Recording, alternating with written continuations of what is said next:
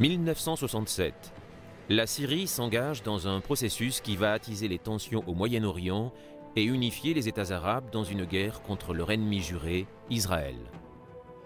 Mais tous sous-estiment la puissance militaire et l'intelligence des Israéliens qui détruisent 3 armées arabes et prouvent qu'ils sont une puissance avec laquelle il faudra compter.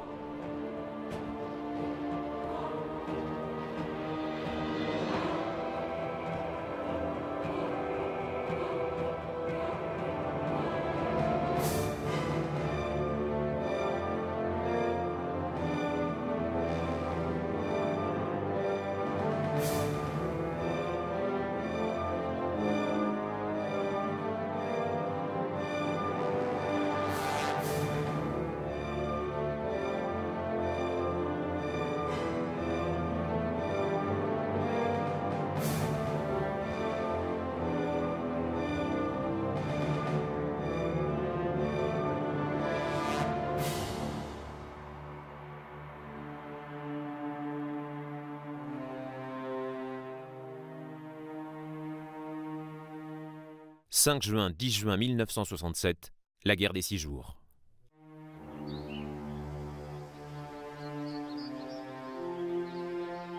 Tout débuta pour de l'eau.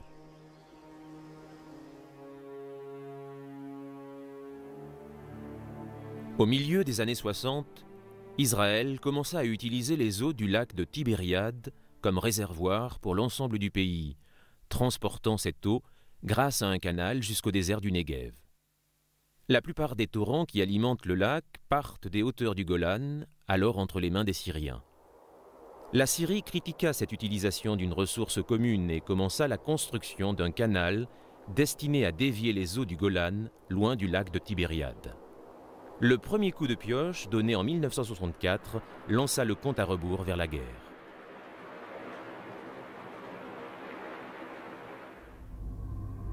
Depuis 20 ans, Israël était en guerre contre ses voisins.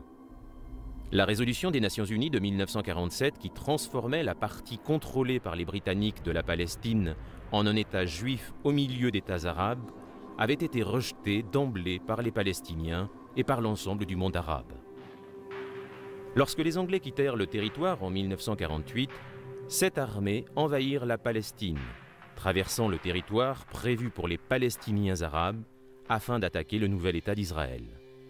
Depuis la fin de cette guerre en 1949, les frontières d'Israël ont toujours été menacées. Arik Nussbacher, Académie militaire royale de Sandhurst.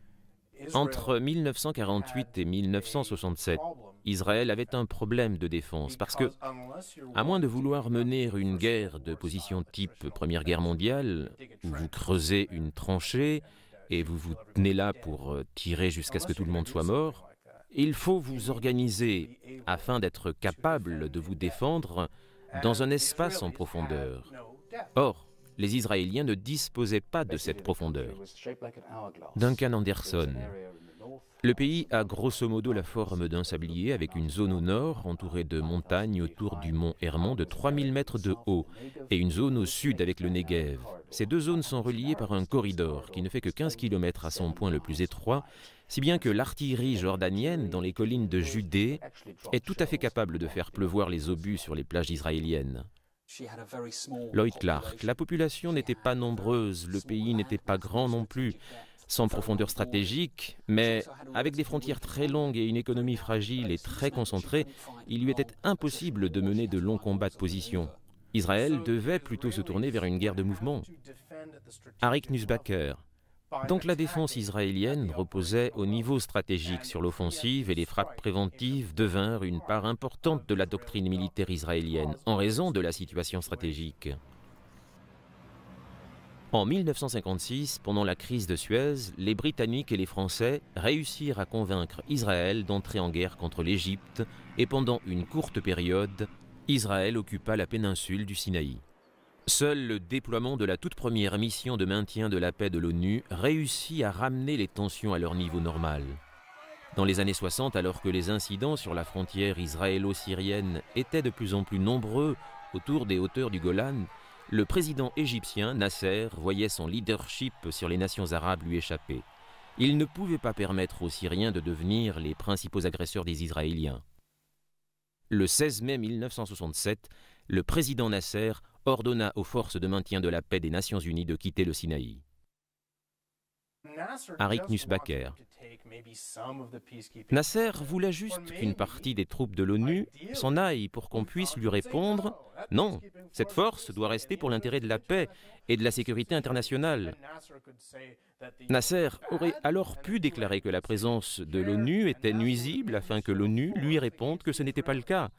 Nasser aurait ainsi fait la démonstration de sa force aux Israéliens. Mais à la grande surprise de Nasser, la force de maintien de la paix de l'ONU ramassa ses affaires et quitta les lieux. Nasser, qui avait tenu des propos particulièrement virulents envers les Israéliens et qui avait glacé le sang à plus d'un en expliquant ce qu'il allait faire à l'Israël, se retrouva sans tampon entre lui et eux. Nasser surveillait le détroit de Tiran, accès d'Israël au golfe d'Aqaba. Le détroit aux mains des troupes égyptiennes signifiait que le port israélien d'Eilat pouvait être isolé par la mer. Les juristes internationaux savaient que c'était une possibilité terrifiante. Bien que le détroit de Tiran se situe à l'intérieur de la limite des eaux territoriales égyptiennes, il était néanmoins considéré comme faisant partie des eaux internationales. En interdire le passage était un acte de guerre. Les Israéliens surveillaient avec attention la montée en puissance de l'Égypte. Le 20 mai, ils mobilisèrent leur armée, rappelèrent les réservistes et mirent leur économie en stand-by. Ils observèrent Nasser qui tentait de convaincre le jeune roi Hussein de Jordanie de rejoindre la structure de commandement conjointe égypto-syrienne. Ils surveillèrent les Syriens qui creusaient leur canal et regardèrent les forces de Nasser se rassembler dans le Sinaï.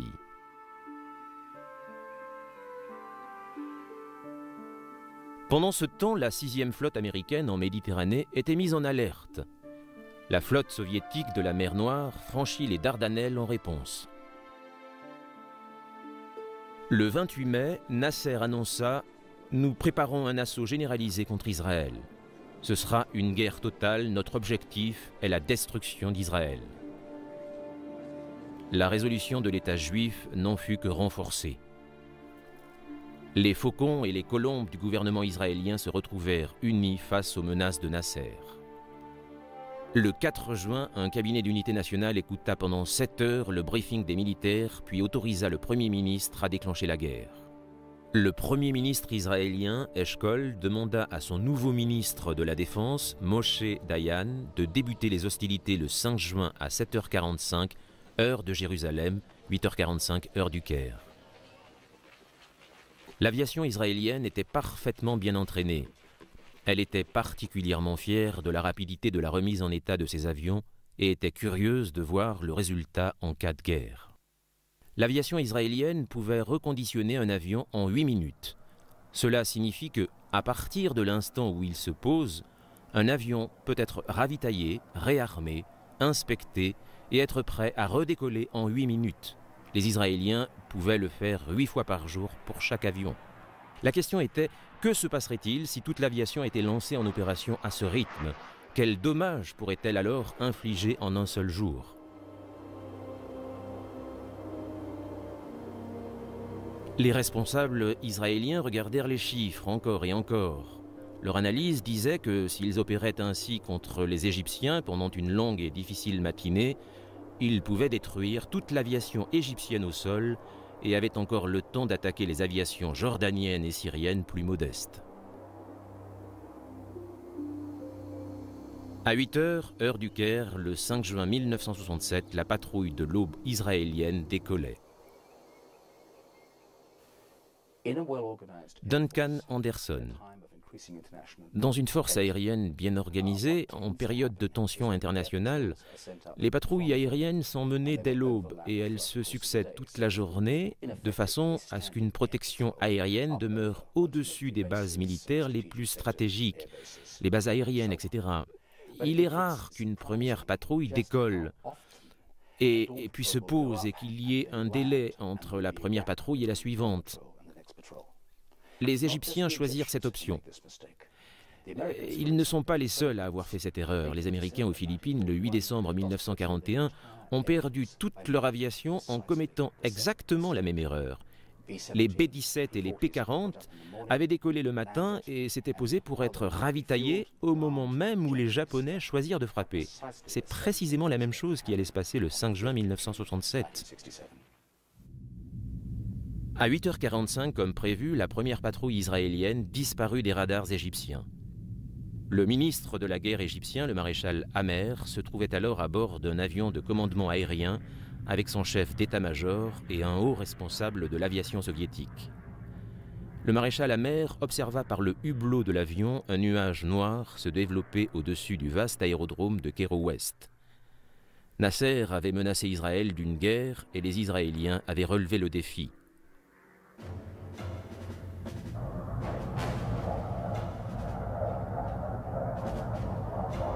Alors que le pilote du maréchal Amer cherchait frénétiquement un aérodrome sûr pour poser son avion, 10 des bases avancées de l'aviation égyptienne situées entre le Caire et la frontière israélienne étaient détruites par les avions d'attaque au sol de la Heil HaAvir.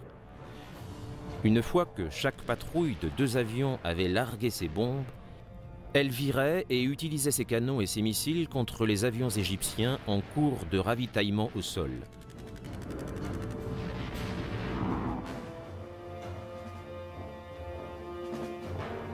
Elles effectuaient 2 passages sur leur cible, n'excédant pas 7 minutes, puis filaient pour leur vol de retour de 20 minutes vers leur base, où elles étaient reconditionnées en 8 minutes. Au moment où une vague d'avions israéliens était en train de larguer ses bombes, une autre était à mi-chemin de sa cible et la suivante était en train de décoller. L'aviation égyptienne était ainsi martelée vague après vague ce jour-là, avec seulement 3 minutes de répit entre chaque attaque. Les Mirages de la première escadrille étaient chargés de détruire les bombardiers de construction soviétiques près du Caire. Les autres frappaient les bases de chasseurs dans le Sinaï. Alors que les bases au nord de l'Égypte étaient touchées, loin de là, au sud, les bases de la Haute-Égypte n'étaient pas plus à l'abri. Ces bases, qui servaient à soutenir les opérations de Nasser au Yémen, furent attaquées par les bombardiers israéliens venus par la mer Rouge. Ras Banas puis Luxor furent frappés par les bombardiers de construction française Vautour. Les premiers avions égyptiens à décoller arrivèrent de Hurghada dans le Sinaï. 20 MiG-21 et MiG-19 se lancèrent dans l'arène à 9h, heure du Caire.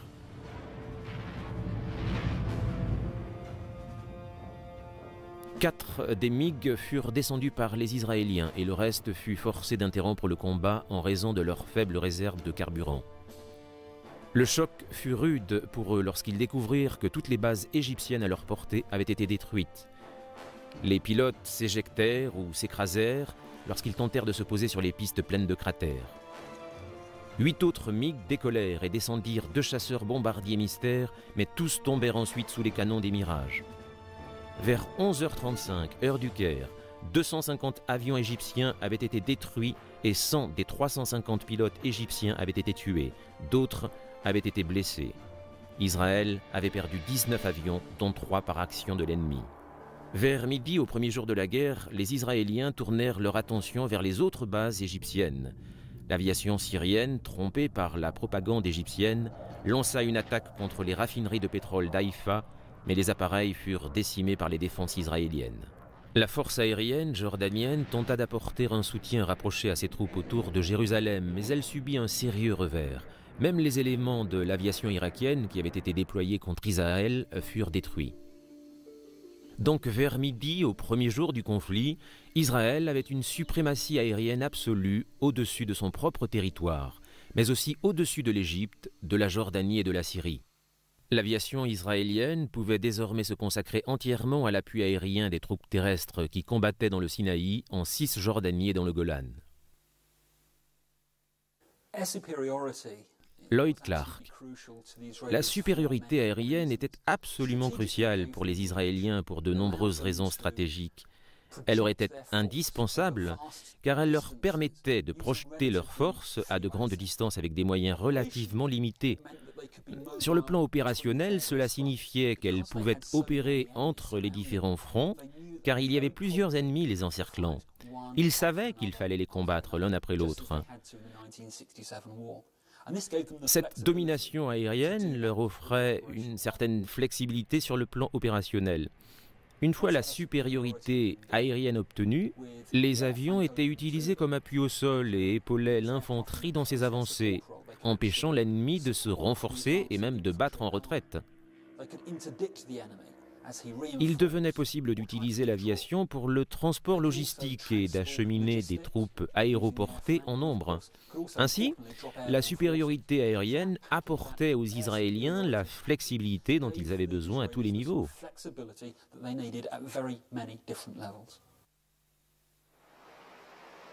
Les Égyptiens avaient préparé des plans pour défendre le Sinaï en profondeur. Le plan Caïr devait permettre aux Israéliens de pénétrer profondément dans le Sinaï où ils seraient détruits par la puissance de feu égyptienne.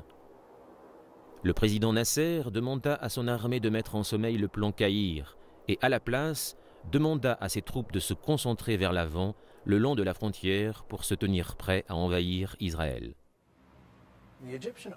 Arik Nusbaker. L'armée égyptienne voulait défendre le Sinaï, car le Caire n'en était pas éloigné. Ce plan avait été développé par l'état-major égyptien. Nasser changea d'avis en raison de sa volonté belliciste. Il abandonna l'idée d'utiliser l'armée pour défendre le Caire afin de protéger le Sinaï contre une attaque israélienne. À l'encontre de ce qui avait été prévu, il demanda à son armée de garder une posture offensive. Le nouveau plan égyptien devait débuter par une attaque surprise contre l'aviation israélienne pour obtenir la supériorité aérienne au-dessus du désert du Negev. À ce moment-là, la 20e division armée de libération palestinienne de l'armée égyptienne attaquerait Israël depuis la bande de Gaza. La 4e division blindée égyptienne traverserait le sud d'Israël pour rejoindre la 60e brigade blindée jordanienne afin d'isoler le port d'Eilat sur la mer Rouge. La 6e division motorisée égyptienne, ainsi que la 1re division blindée en soutien, devait alors s'emparer d'Eilat et renforcer ainsi la mainmise de l'Égypte sur le sud d'Israël. Lloyd Clark. Le redéploiement des troupes égyptiennes mit cette armée en grande difficulté car elle ne s'attendait pas à une telle décision. Elle n'était pas assez flexible et le redéploiement l'envoya sur un terrain qu'elle ne connaissait pas et pour lequel elle n'était pas assez entraînée. Cela veut dire que cette organisation militaire, qui était relativement forte en Égypte, une fois déplacée, fit preuve d'un manque de cohésion. Ce type même de manque de cohésion que les troupes israéliennes savaient devoir cibler et exploiter au moment de la bataille. Arik Nusbaker. Ils sont allés dans le Sinaï et ils ont creusé pour défendre le Sinaï. Puis, on leur a dit d'abandonner leurs fortifications, de se déplacer vers une nouvelle position pour attaquer les Israéliens désormais bien implantés. Les soldats égyptiens ne voulaient plus être dérangés et devaient creuser encore. Ils n'étaient plus très motivés, ils n'étaient ni bien dirigés, ni bien traités et ce nouveau déplacement dans le Sinaï ne fit qu'accentuer la démoralisation des troupes égyptiennes. Lorsque les soldats israéliens passèrent à l'offensive, ils n'affrontèrent pas des ennemis enterrés prêts à les affronter, mais des soldats égyptiens peu enclins à combattre. La stratégie israélienne était de franchir en premier la ligne des unités égyptiennes avancées. Ensuite, il fallait filer vers l'ouest à travers le Sinaï en suivant les 3 routes principales qui se dirigeaient vers la côte, à travers les cols de montagne et vers la côte ouest de la péninsule. Pendant cette phase, il devait engager et détruire les unités de réserve égyptiennes.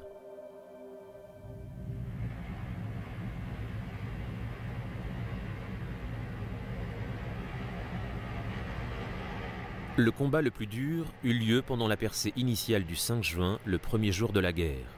Comme l'armée de Nasser était concentrée sur ses lignes avant pour une attaque contre Israël, il fut particulièrement difficile aux Israéliens de franchir leurs lignes.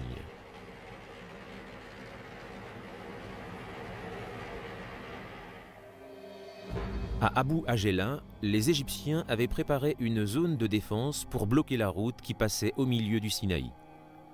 La position avait été préparée selon la doctrine soviétique. Une ceinture de tranchées partait à droite d'une zone de crevasses et de rochers et s'enfonçait à gauche dans des dunes de sable. En avant se trouvaient des champs de mines couverts par des mitrailleuses dans les tranchées et de l'artillerie en arrière.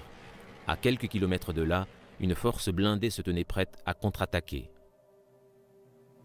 Le brigadier Ariel Sharon envoya ses chars sur un itinéraire de contournement pour bloquer les blindés ennemis. Il envoya ses paras avec des hélicoptères pour attaquer l'artillerie égyptienne, frappant les artilleurs sur leur position même. Ses chars et ses canons attendaient en face des défenses égyptiennes pendant que son infanterie avançait à travers les dunes de sable sur le flanc gauche des positions égyptiennes. Lorsqu'ils furent informés que l'artillerie adverse avait été réduite au silence, les chars et l'artillerie israéliens concentrèrent leurs tirs sur le flanc gauche des tranchées égyptiennes. Au fur et à mesure que les tirs se déplaçaient, les soldats israéliens envahissaient les tranchées et levaient des drapeaux de couleur pour marquer leur progression. Les blindés et artilleurs utilisèrent ces repères pour déplacer leurs tirs, pendant que les sapeurs avançaient à travers les champs de mines pour dégager un passage pour les chars. Pendant les combats pour s'emparer des tranchées, le brigadier Yoff demanda par radio à Sharon d'avancer vers Abu Ajela. La mission de Sharon était de permettre à Yoff d'avancer dans le Sinaï et il accepta l'une des opérations les plus dangereuses de la guerre, avancer vers l'ennemi en passant au milieu de troupes en plein combat. Avant même que les tranchées égyptiennes ne soient sécurisées, les éléments de tête de la division de Yoff s'étaient avancés sur la route, dépassant Abu Ajela et filant à travers le Sinaï. Parce que l'armée égyptienne s'était massée sur ses premières lignes, une fois que les Israéliens étaient passés, la bataille du Sinaï se transforma en guerre de poursuite.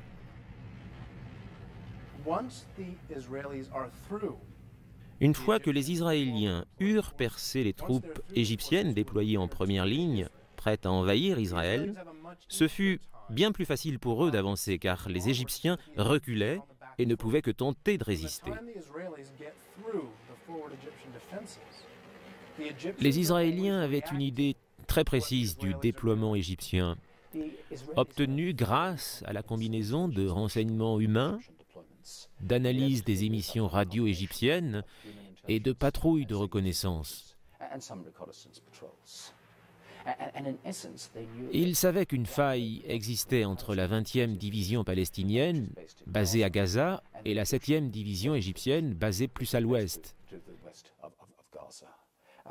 Il y avait un lieu appelé Rafah Junction, et ils savaient que s'ils frappaient depuis le nord à cet endroit, ils pourraient filer par l'étroit passage situé entre les deux divisions ennemies. Ils connaissaient leurs objectifs et pouvaient passer sur l'arrière des Égyptiens pour mettre à mal leur cohésion et les anéantir directement dans le Sinaï, dans ce qui fut une superbe tactique. Ils savaient ce qu'ils pouvaient faire et disposaient de la coopération de toutes les armes pour atteindre les objectifs de cette attaque préventive. Ensuite, ils ont maintenu leur vitesse et leur rythme pour mener l'attaque à son terme et atteindre le canal de Suez en juste 100 heures, allant ainsi au bout d'une des offensives militaires les plus remarquables de tout le XXe siècle. 15 000 Égyptiens furent tués ou blessés lors de ces 4 jours de combat. 5 000 furent capturés ainsi que 500 officiers. 80% de la puissance militaire égyptienne avait été mise hors de combat, dont des centaines de chars et des centaines de canons. Les pertes israéliennes se montaient à 300 tués et un peu plus d'1 millier de blessés.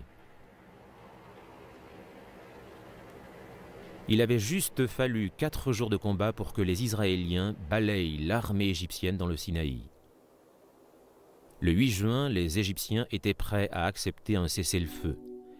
Les unités prévues pour filer jusqu'au bout du Sinaï n'eurent pas à le faire. Les marins israéliens débarquèrent à Sharm el-Sheikh pour lever le drapeau de leur pays sur le détroit de Tiran.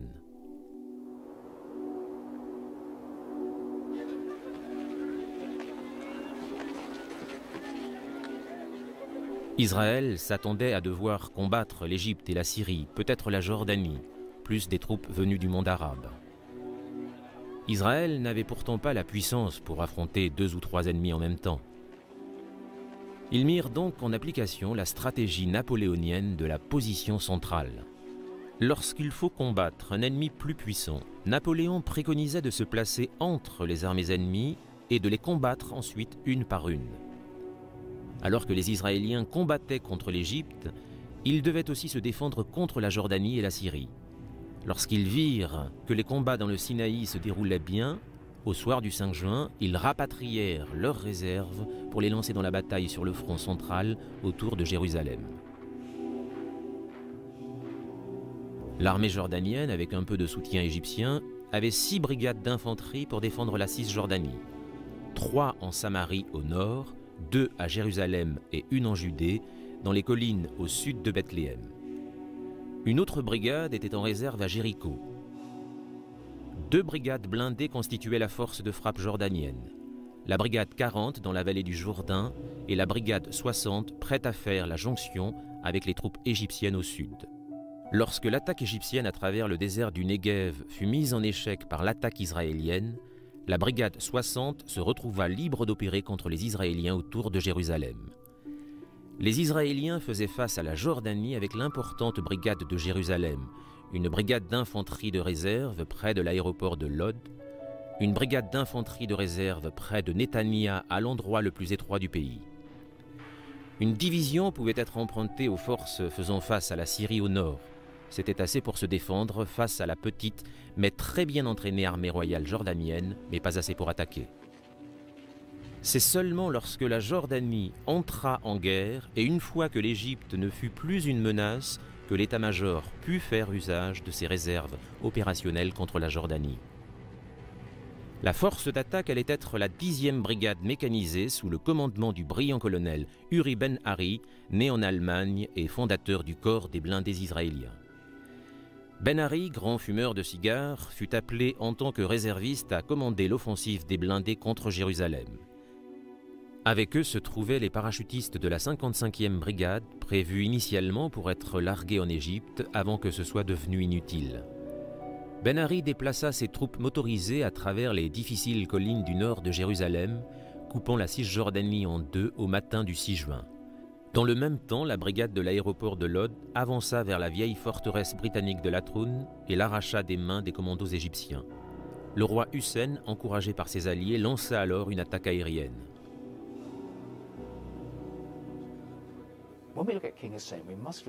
Lorsqu'on évoque le roi Hussein, on doit se souvenir de la dualité politique de la position jordanienne. La Jordanie contrôlait ce qui va devenir la Cisjordanie et elle était profondément méfiante envers les motivations syriennes et égyptiennes. Afin que les Jordaniens continuent de combattre et de maintenir l'attaque contre Israël, Nasser mentit au roi Hussein. Nasser fit du mieux qu'il le put pour convaincre le roi Hussein que l'aviation israélienne, qui avait pourtant porté un coup très sévère à l'Égypte, avait été en fait balayée du ciel.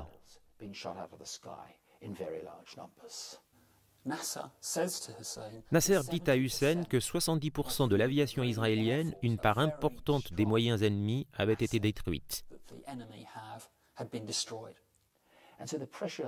Et donc la pression était sur le roi Hussein pour qu'il s'implique. Si vous regardez le contexte géopolitique, il est impossible d'imaginer une situation dans laquelle la Jordanie n'aurait pas pu être impliquée. L'aviation israélienne ayant réussi ses missions contre l'Égypte et la Syrie se retourna contre la Jordanie et détruisit la Royal Jordanian Air Force.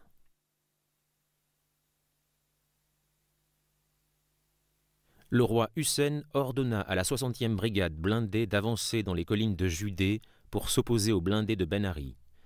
Et pendant leur avancée, elle fut détruite par les missions d'appui au sol menées par l'aviation israélienne. Les para-israéliens remballèrent leurs parachutes, sortirent les opérations dans le désert de leur esprit et avancèrent vers la région de Jérusalem. Ils encerclèrent la vieille ville en arrivant du nord et de l'est. Depuis 19 ans, les Jordaniens construisaient leur défense autour de la vieille ville, de Jérusalem à Ramallah, afin de stopper les attaques israéliennes. C'était un système de défense comparable à celui de la Première Guerre mondiale, constitué de zones de tir prédéterminées, de tranchées, de casemates de différentes hauteurs, qui se protégeaient mutuellement, reliées entre elles par des souterrains et par des tranchées, des barbelés, des mines anti-chars et antipersonnel. C'était une barrière très difficile à faire tomber, et pourtant, au cours de la bataille d'Ammunition Hill, c'est exactement ce que les Israéliens réussirent. Certains suggèrent que les Israéliens auraient dû contourner cette ligne par le Sinaï, où vous avez des kilomètres et des kilomètres de territoire. C'est ce qui aurait logiquement dû être décidé afin de garder le rythme de l'avance. Mais il s'agissait de Jérusalem. La 55e brigade parachutiste lança son attaque contre Ammunition Hill, prête à subir de lourdes pertes au cours de ce combat rapproché afin de pouvoir contrôler le périmètre nord de la ville.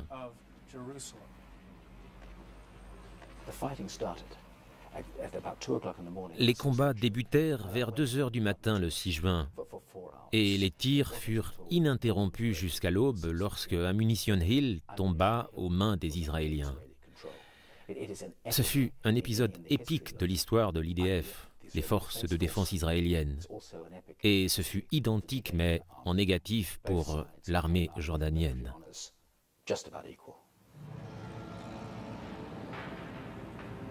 Alors que les combats pour Jérusalem faisaient rage, un groupe, sous le commandement du major général Elad Peled, fut détaché des forces faisant face à la Syrie et envoyé dans les collines de Samarie. Lentement, une brigade traça sa route dans les défenses jordaniennes, pourtant bien préparées, vers Jenin, avec de violents combats à Kabatia en direction de Naplouse. Une autre brigade arriva par l'est vers Naplouse, où elle fut accueillie chaleureusement par les civils qui les confondaient avec les Jordaniens. Des éléments de l'armée jordanienne tentèrent de renforcer les positions en Samarie et à Jérusalem, mais furent attaqués par les avions israéliens qui menaient des missions de barrage. Dans la nuit du 6 au 7 juin, le gouverneur jordanien de Jérusalem constata que les renforts n'arrivaient pas et commença à retirer ses troupes de la ville. Vers 8h30 le 7 juin, les paras de la 55e brigade israélienne passèrent à l'attaque.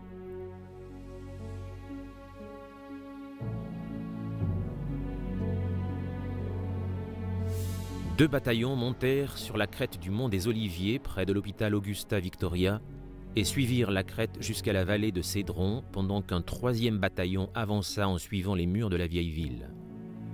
Le 3e bataillon, conduit par le colonel Mota Gur, franchit les murs de la ville à la porte Saint-Stéphane et s'éparpilla dans les ruelles étroites. Vers 10 heures du matin, le 7 juin, la vieille ville était prise.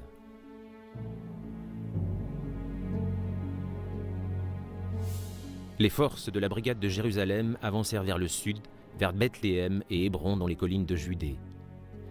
La 10e brigade de Ben Ari avança vers le nord par la vallée du Jourdain.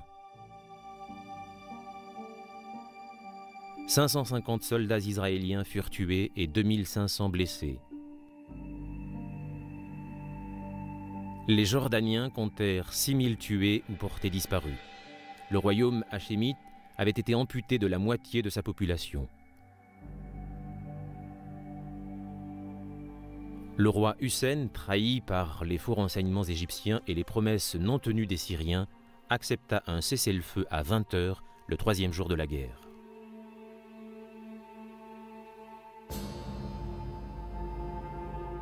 La Syrie avait commencé la guerre. L'Égypte avait attaqué pour montrer qu'elle était plus forte que la Syrie. Ces deux pays avaient convaincu Hussein d'attaquer aussi. Les Israéliens avaient battu l'armée égyptienne en 4 jours et les Jordaniens en 3. Pendant ce temps, les Syriens avaient tenté d'attaquer les raffineries de pétrole près d'Haïfa et leur aviation avait été détruite. L'artillerie syrienne bombardait le nord d'Israël. Un petit groupe lança une attaque sans succès contre des fermes israéliennes et fut obligé de battre en retraite. Même l'aide promise à la Jordanie ne fut pas envoyée. Alors que la guerre tournait au vinaigre pour la Jordanie et l'Égypte, 8 brigades syriennes étaient restées en retrait des combats sur les hauteurs du Golan. Les villageois du nord d'Israël protestèrent que les hauteurs du Golan permettaient facilement à l'artillerie syrienne de cibler leurs fermes. Pendant des années, Les Syriens leur avaient mené la vie dure en les attaquant lorsqu'ils travaillaient. La guérilla financée par Damas opérait dans le nord d'Israël et s'attaquait aux infrastructures du pays. Après que l'Égypte ait accepté un cessez-le-feu le 8 juin, le ministre de la Défense israélien, Moshe Dayan, approuva une attaque contre les hauteurs du Golan. Les hauteurs du Golan s'élèvent jusqu'à 620 mètres au-dessus du lac de Tibériade. Elles sont constituées de hauts plateaux couverts de roches d'origine volcanique, traversés par des ravins et des canyons qui dominent la Galilée en Israël. Lorsque vous vous tenez au bord des hauteurs du Golan pour regarder le lac de Tibériade et la Galilée, vous pouvez tout embrasser. C'est, si vous voulez, un peu plus qu'une barrière, et comme pour toute montagne entre deux pays ennemis, celui qui tient les hauteurs possède un avantage stratégique significatif. Les Israéliens pouvaient l'utiliser comme tremplin contre la Syrie et Damas. Les Syriens, s'ils le tenaient, pouvaient l'utiliser pour bombarder le nord d'Israël, la Galilée ou attaquer le point où Israël n'avait aucune profondeur territoriale. Donc, le Golan était d'une importance stratégique énorme pour les deux camps. Il en résulta que les deux camps se concentrèrent dessus.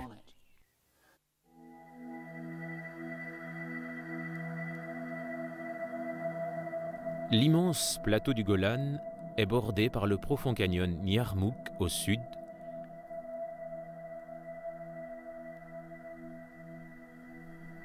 les promontoires dominant la Galilée au sud-ouest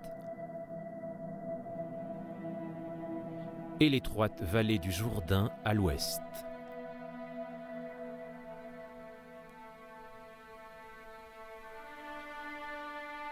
La partie sud des hauteurs est entrecoupée de profonds canyons qui rendent pratiquement impossible l'usage des chars en dehors de la seule bonne route.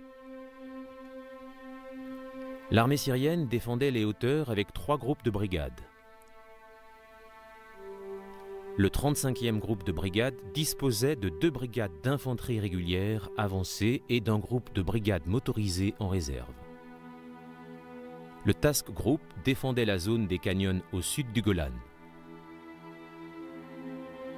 Le 12e groupe de brigade défendait le secteur nord des hauteurs avec un groupe d'infanterie régulière et un autre de réservistes. Au sein de ces brigades, il y avait aussi 5 bataillons de la garde républicaine syrienne.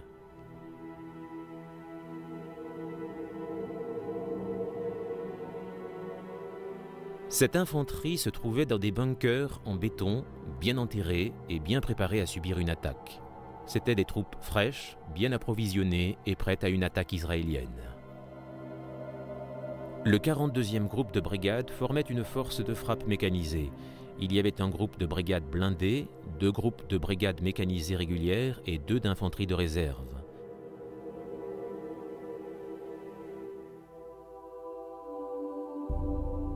Cette force offensive était placée en réserve le long de l'axe allant de Damas à la ville de Quneitra.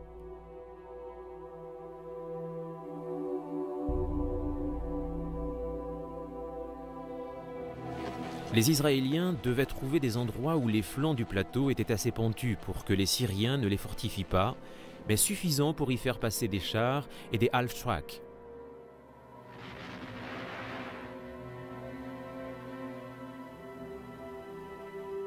Les Israéliens affectèrent 2 task groups aux hauteurs du Golan.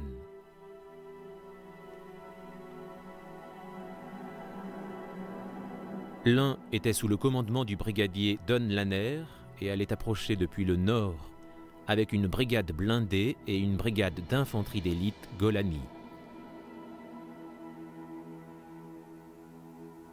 L'autre groupe allait attaquer par les difficiles pentes sud du plateau.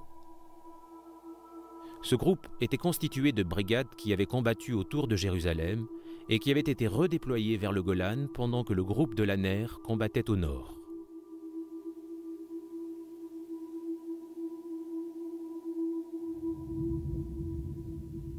Ils furent soutenus par l'aviation qui bombarda et mitrailla les positions syriennes sur le Golan pendant 2 jours avant le début de l'attaque. Le groupe de brigades blindées de Lanner, sous le commandement du colonel Albert Mandler, avançait péniblement sur les pentes du nord du Golan sous le feu de l'artillerie ennemie. Sur ses flancs se trouvaient les jeunes conscrits de la brigade Golani qui nettoyèrent les positions défensives syriennes à Tel Faher. Tel Faher était une position défensive bien défendue avec des champs de mines et des champs de barbelés couvrant tous les axes d'approche. Il n'y avait pas de place pour manœuvrer, les Israéliens durent donc charger pour une attaque frontale. La première attaque réussit à atteindre les fortifications où seulement 3 hommes restaient encore debout. Lors du second assaut, les soldats se jetèrent eux-mêmes sur les obstacles pour former un pont humain et permettre à leurs camarades de passer. La brigade de reconnaissance et les blindés de soutien se joignirent à l'attaque et vers 18 h le 9 juin, Tel Faher tombait. Alors que le groupe de Lanner faisait front sur les pentes du Golan au nord, 2 brigades d'infanterie s'emparaient des passages du centre du Golan. À la fin du premier jour, les bords nord des hauteurs avaient été pris par les Israéliens. Pendant la nuit du 9 au 10 juin, les chars d'Albert Mandler avancèrent en direction de la ville de Quneitra. Pendant ce temps, des éléments de la 55e brigade de parachutistes de réserve et des forces motorisées se déplacèrent vers le nord depuis le front jordanien, désormais calme, afin de se joindre au combat. Au cours de cette nuit de manœuvres complexes, le régime syrien recula sa force mécanisée principale, le 42e groupe de brigade, pour le rapprocher de Damas. Le haut commandement israélien savait qu'il devrait déplacer ses forces d'un front à l'autre, en particulier s'il y avait une alliance des Arabes, ce qui allait avoir comme conséquence de devoir faire tomber d'abord la principale puissance militaire, c'est-à-dire l'Égypte, puis ensuite s'occuper de la Jordanie, puis des hauteurs du Golan et enfin des Syriens. Uri Ben Ari, le commandant de la brigade, convia tous les conducteurs de sa brigade dans une pièce. Quelques centaines d'hommes vinrent s'asseoir et il leur dit « Messieurs, nous devons grimper les hauteurs du Golan et nous devons être là-haut vers 4 h demain matin. » Et il leur donna une carte quadrillée et il leur montra quel était le point à atteindre à la fin de leur mouvement. Entre ici et là-bas, des policiers militaires vont s'y trouver aussi, qui vont tenter de contrôler le trafic, ainsi que des logisticiens qui voudront des signatures et de la paperasse pour délivrer du carburant. Je me moque de comment vous allez y arriver, mais il faut juste que vous y soyez vers 4 h demain matin.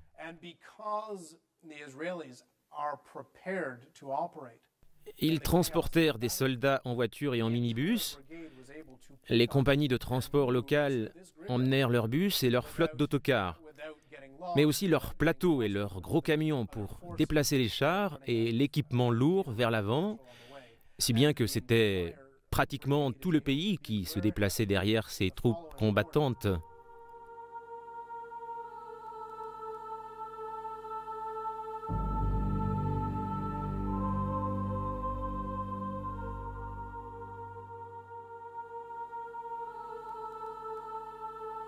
Les éléments des 2 groupes de brigades traversèrent le centre du Golan tôt le matin du 10 juin.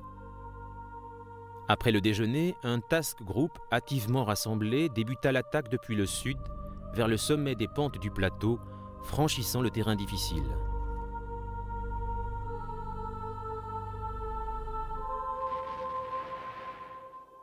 L'opposition syrienne faiblissait car Damas retirait les groupes les uns après les autres. La Syrie pouvait se permettre de perdre le Golan, mais ne pouvait pas se permettre de perdre son armée.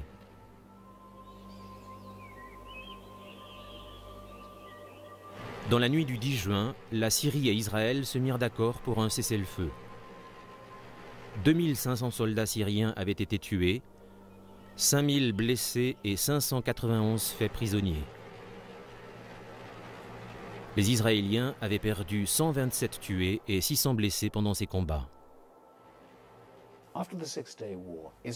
Après la guerre des 6 jours, Israël disposait d'une défense en profondeur. Israël avait désormais des territoires qu'il pouvait utiliser comme monnaie d'échange contre la paix et pour sa reconnaissance. Pour la première fois de leur histoire, ils disposaient de zones de tampons autour de leur propre État. Le fait que le Sinaï fût occupé par les Israéliens fut considéré comme quelque chose d'extraordinaire, bien qu'ils ne l'occupaient pas suffisamment, faute de force. Entre 1967 et 1973, le Sinaï fut une zone tampon cruciale. Ils avaient aussi pris les hauteurs du Golan aux Syriens, une zone stratégique absolument vitale qui offrait aux Israéliens toutes sortes d'avantages au nord. Ils s'étaient aussi emparés de la Cisjordanie, une zone aussi stratégique et sensible sur le plan opérationnel que religieux.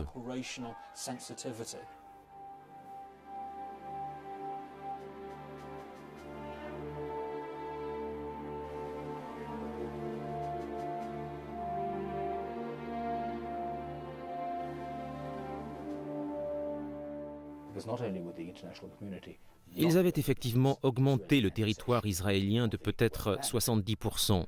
Donc, en effet, doublé la superficie du pays. Cependant, ils ont également ramené un certain nombre de problèmes et pour une grande part, les Israéliens se sont rendus responsables des problèmes à venir.